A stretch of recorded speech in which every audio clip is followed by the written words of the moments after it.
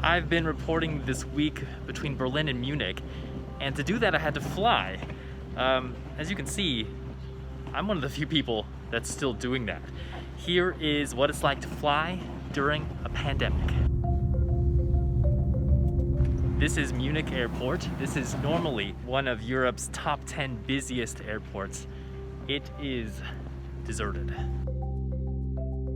Behind me is the departures board. There are 7 flights listed. And if you take a look, we have one to Doha, one to Rome. So there's only 2 international flights leaving. The rest are all going within Germany.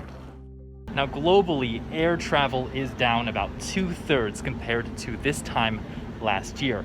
In Germany, it's down 90%. In the United States, it's a bit different, down around 40%. But the thing is, there's very few people on those planes. Only around 1 in 10 seats are filled.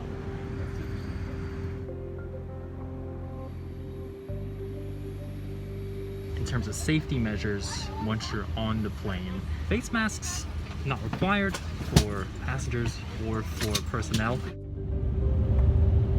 I'm actually surprised how many people are on this flight. I wasn't expecting this many. I'd say maybe 40 or 50. You can get enough distance to the person next to you, but it's not 1.5 meters or 6 feet, which is the usual requirement to the person in front of you.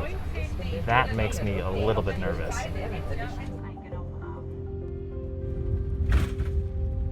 Well, just landed. I have to say that was not the flight I was expecting. Besides people being spaced out, it was almost like a regular flight. There was drink service, there was food service. It did not seem, when we were in the sky, like the same things were happening down here on the ground. When you're in the airport, you can tell things are not normal. But when you're in the sky, it still feels pretty much like it always does.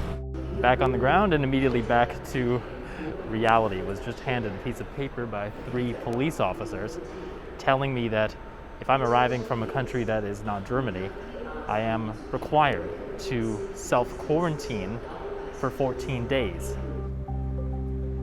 We saw the way that 9/11 changed the way that we fly. It's very likely that the coronavirus will do something similar. We're going to see new health restrictions, new safety measures, but the future of flying is still very much up in the air.